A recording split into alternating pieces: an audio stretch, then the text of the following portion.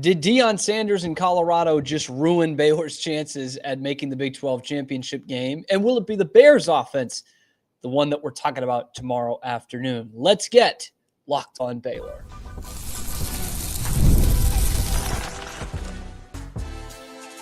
You are Locked on Baylor, your daily podcast on the Baylor Bears. Part of the Locked On Podcast Network, your team every day. Hello there, Bears fans, and welcome to another episode of Locked on Baylor, brought to you by Gametime. I'm your host, Cam Stewart of ESPN Central Texas and the Cam Show on Rogue Media Sports Network on YouTube. Thanks so much for making it your first listen today and every day. And happy Thanksgiving, belated Thanksgiving, as we come at you at this Black Friday, as we are, 19 hours? I know how to do math. 19 hours before the Bears take on the Kansas Jayhawks as we debut this live. And then, of course, it will be wherever you get your podcast. So the Bears still need some help in this Big 12 championship race. We'll keep you up to date with that, what they need to do, what some of the keys to victory are tomorrow, and who they should actually be playing tomorrow. All that and more coming up on this episode of Locked on Baylor. Well, we've talked a lot this week about the chances to still make it to the Big 12 championship game. I didn't think it was quite as crazy as most people thought. Oh, still a stretch for sure. They needed a lot of losses, but those championship hopes definitely just took a hit this afternoon on Friday. They needed 3 of the 4 6-2 teams to lose on Saturday. So those 4 teams, or this weekend, I should say, those teams being Colorado, Arizona State, BYU, and Iowa State. They needed 3 of those 4. Well, now there are 3 of those games left, and they need all 3 for the underdogs to win because Colorado just absolutely wiped the floor with Oklahoma State. My goodness. 52-0, the final in Boulder. And that season mercilessly comes to an end for Oklahoma State. Can I take a minute for Oklahoma State here? I mean, good Lord. This is a team that was in the Big 12 championship game last year and brought everyone back. And they suck. They're one of the worst teams in Power 4, 0-9 in the conference. They're horrible. They're absolutely horrible. They're like Baylor last year, but without the 2 conference wins. 3-9. Wow. That was a team we were touting to go to the playoff. I was touting. I had Utah 1, Oklahoma State 2, potentially both being in the playoff. They both suck. This Oklahoma State thing, I don't know. I don't get it, man. I mean, it just completely fell apart. And we saw it a couple weeks ago, obviously, with that Baylor win on homecoming. But my God, they're terrible. They're absolutely terrible. And they just could not move the ball whatsoever today. I didn't even watch the second half of that game. It was over. And their defense actually got a couple of stops on Shedeur early, Shedeur and the Buffs. But they were under pressure the whole game because their offense, I mean, literally could not score. They did not score. And I'm watching this kid, Smith. I can't say his first name. That's going to take me some time. And I'm like, we've seen a lot of Alan Bowman before. There's just no way this kid is better. But Oklahoma State has nothing to play for, so they play the kid. And I'm watching it, again, a little frustrated. I did not think that all of those things were going to happen and that Baylor was going to go. I wasn't betting money on it. Wasn't betting money on Oklahoma State somehow knocking off Colorado. But, man, I was just like, put Bowman in the damn game. Please, just give us something. And anytime you're saying, hey, let's get a spark by putting Alan Bowman in the game, you know that's a bad football team. But he had a good game against Baylor. And that Colorado defense has been pretty good during this last month or so. But it's not all that much better than Baylor's, to be totally honest. And they got shut out. Talk about a team that was ready to go. Talk about a team that was not having fun having Thanksgiving dinner in the lovely state of Colorado yesterday. They were already on winter break. That just talk about complete checkout there. So now you've got to go 3 for 3. You need Arizona to beat Arizona State. You need Kansas State to beat Iowa State. And you need a hope against all hope the Houston Cougars to go into Provo and beat the BYU Cougars. It's unlikely, people. It's unlikely. It's really too bad. Mamas, don't let your babies grow up to be Cowboys because that team effing stinks. Stinks. And I will not let them ruin my day, but that really that sucks. So Baylor needs those three things to happen. And of course, they need to take care of business themselves. I mean, we've been talking it up all week. This is no easy game. And if you're resting on your laurels and you're saying, oh, we got fat and happy on Thanksgiving, we're at home, we got some nice coolers from our quarterback, like we're feeling good, we've won 6 in a row or 5 in a row, going for 6 in a row, then you're going to get beat. Like if you're rested on your laurels in this one and you're trying to cruise into this thing, you are going to get beat. Because Kansas has been pissed off for over a month and a half. Because they had the expectations that you guys did not, right? And they start 1-5, and they have had their backs against the wall for the last couple of weeks. And this run that they're on right now should not be taken lightly. It's actually pretty amazing. It should be getting more national coverage.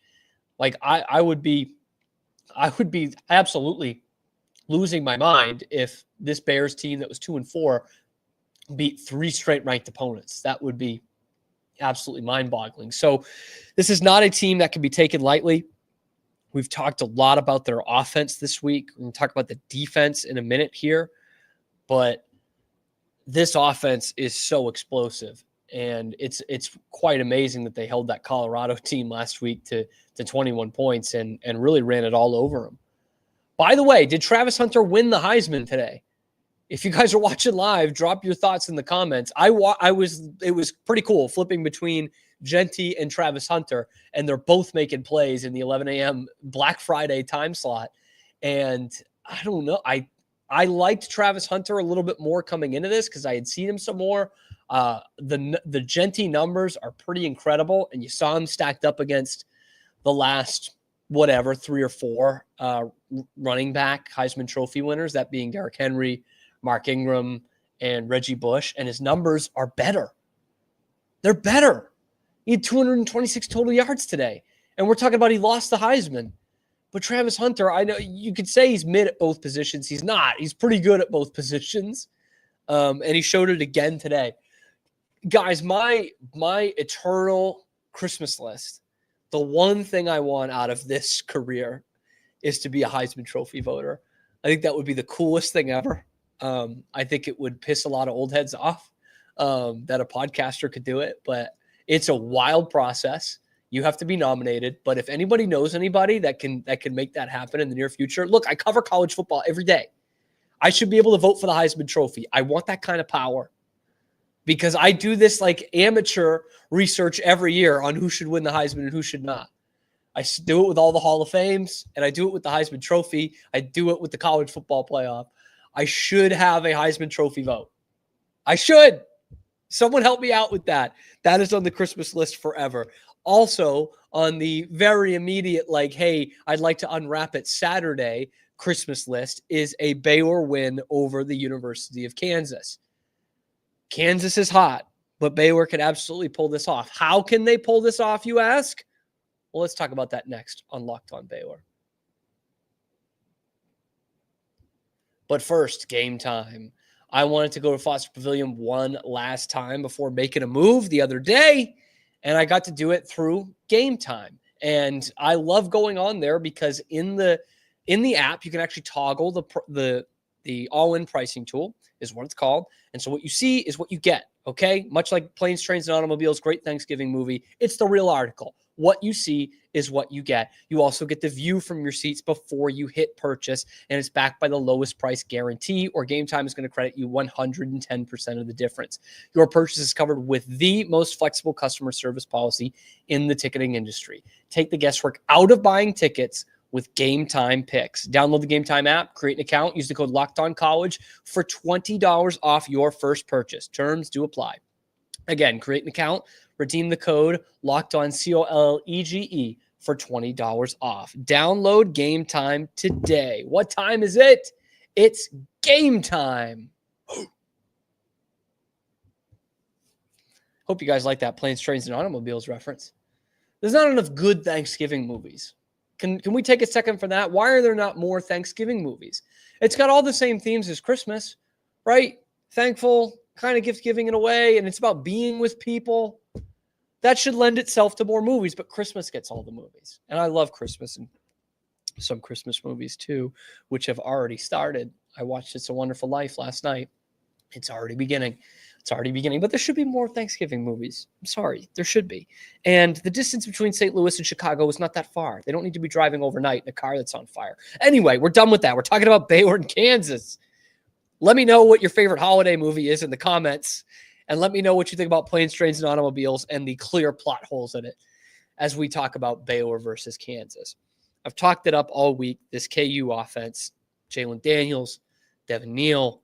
It's scary, man. And it's been 27 points or more in 6 of the last 7 games. And the only game in that stretch where they did not score 27 was when they just rocked up to Lavelle Edwards Stadium in Provo and beat a college football playoff hopeful 17-13, beat them at their own game, which might be the most impressive win of this whole stretch for the Jayhawks.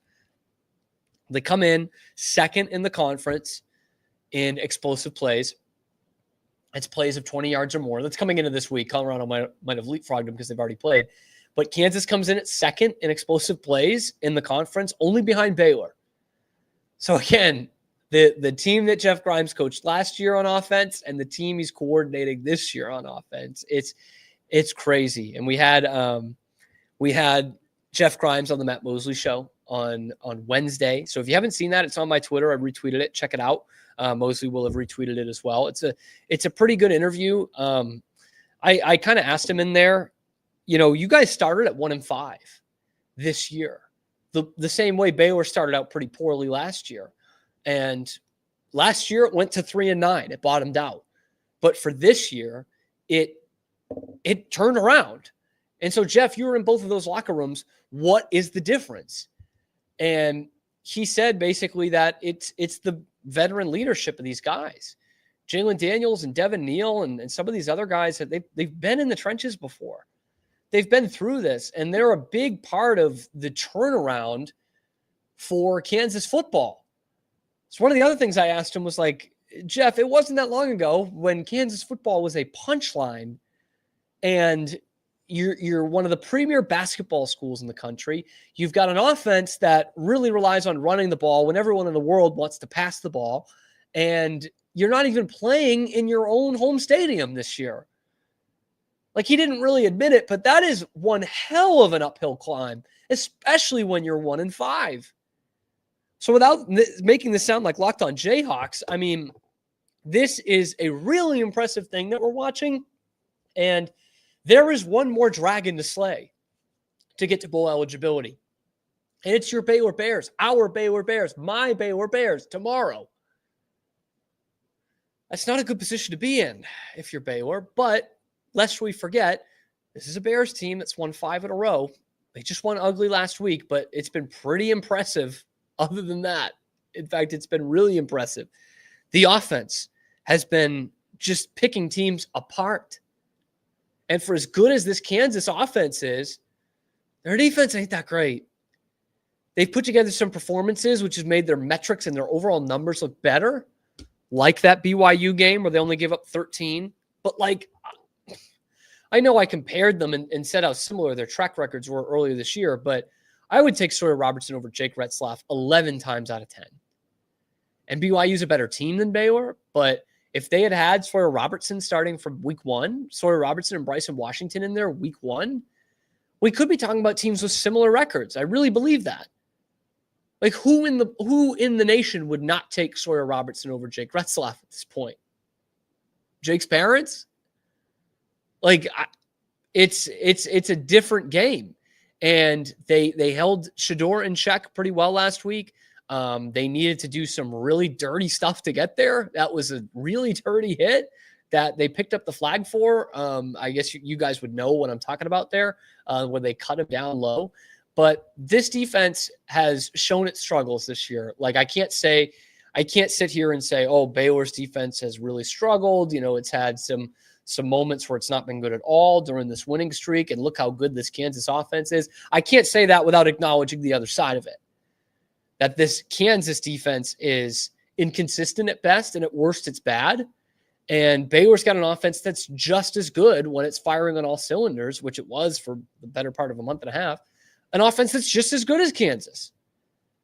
And College Football Insiders has this as a 31-30 game. This is going to be fun tomorrow. I hope it doesn't take a while to wake up for being an 11 a.m. game. I hope Baylor's ready to play, because we know how they're want to play in 11 a.m. games, especially at home. The last couple of years has been pretty bad. It's been pretty brutal.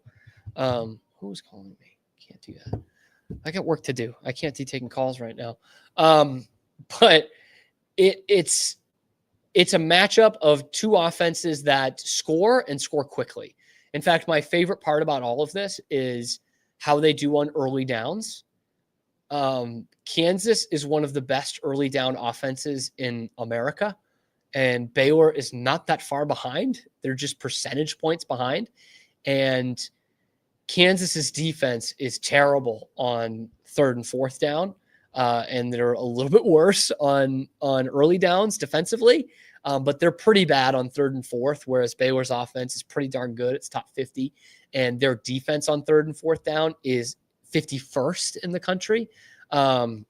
So it's a pretty, in fact, I'm getting text. The call was to ask for my future father-in-law what action I want to take on this game. What action he wants me to tell him to take on this game, actually, because I don't bet Baylor. It's tough. I can't do it, especially this one. I'll probably tell him to leave it alone.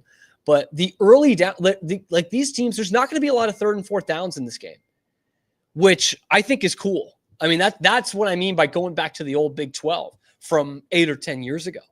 These teams are going to be scoring. They're going to be scoring fast. They're going to be pulling big plays, explosive plays off. And you look at these teams in terms of all their advanced metrics offensively look pretty good. And it's going to come down to those defensive metrics and which ones are bad for which team and which ones are okay. Baylor's great in field position, okay? They're good on third and fourth downs defensively. But Kansas is so good on first and second down that it might not get to that much. I am so excited for this game. The nation is going to overlook this game because they're going to see 5-6 Kansas against, surprising, 7-4 Baylor, but they're not in the hunt for the Big 12 championship. That's what they're going to see. We're going to look beyond that, okay? We are going to see how great this game is for college football, that Kansas has been playing their ass off the last couple of weeks trying to get to a bowl game because that still means something. And for Baylor, they are still playing for something that means something to them. They've got the conference championship hopes, albeit slim, but they're working to make this 6 in a row and to keep this momentum going. And that is something that is going to carry over into next year. And to carry over into this recruiting class and into, the coaches keeping their jobs and all of that. By the way, the games that we need to look out for tomorrow are after Baylor. So Arizona State is at 2:30. The Farmageddon is at 6:30. And then if those two go the way that Baylor needs to, we're going to be on pins and needles until after midnight because Houston and BYU kicking off at 9:15 Central Time. Oh, guys, it's going to be a lot of fun. I hope you join with me tomorrow after the game, as it'll just be the beginning of what is promising to be a bonkers day of Big 12 football. But we wouldn't have it any other way. The only other way I'd like to have it is to not be playing Kansas tomorrow because it's rivalry week, and that's not Baylor's rival. Who they should be playing coming up on Locked On Baylor. But first, today's episode is brought to you by FanDuel. You know it as America's #1 sports book. And right now, new customers can bet $5 and get $150 in bonus bets if you win. FanDuel Sportsbook app gives you everything you need to place live bets on the NFL all in one place. So when you get a hunch in the middle of that game, you'll be able to check out the latest stats. You can view live play-by-play and so much more. Get all the data you need on the same page where you place your bets. Just visit FanDuel.com to join today. You're going to get started with $150 in bonus bets if you win that first $5 bet. That's FanDuel.com. Never waste a hunch and make every moment more with FanDuel, an official sportsbook partner of the NFL. So, of course, this matchup with Kansas is a good one because Kansas is on a roll. You bring the old OC into town. He's got a kid on Kansas. He's got a kid on Baylor. There's some good storylines here, and there's a great clash of the way these two teams play. It's going to be a lot of fun. But as I'm sitting here, I'm watching the Egg Bowl. We're going to watch the Iron Bowl tomorrow. We're going to watch UT and A&M. We're going to watch Ohio State and Michigan. Why is Baylor not playing TCU? Why is TCU not playing Baylor? I guarantee you these Frogs fans will agree. Like this, why is this not week 12? That needs to be game number 12 on the schedule. If you are going, and it means something to both programs. Like, make no mistake about it, that one of the best things you can have for your football program is a real legitimate rival. Because I'm watching the Egg Bowl, and a ton of the country is. But who knows Mississippi State? Mississippi State sucks. They're about to be 2-10. But they've got this game. They've got this game at the end of the season, something to work for, something to look forward to in front of a sold-out crowd on national television. That means a lot. A real game that you can say, throw out the records. And it's not just cliche. So they're hanging in there with Ole Miss right before the half. Ole Miss is a much better team.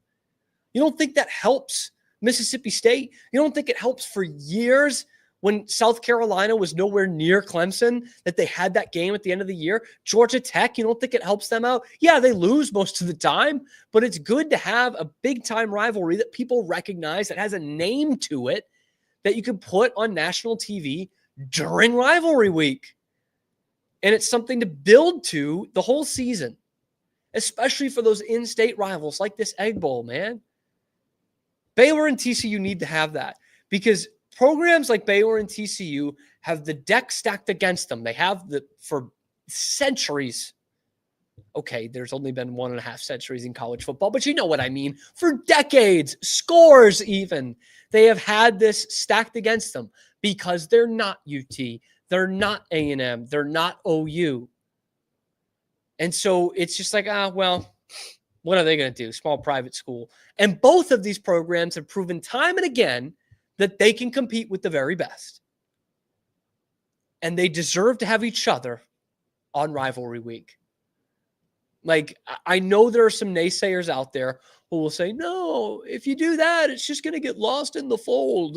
You're lame. You're lame. Because no one remembers rivals that play in the middle of October.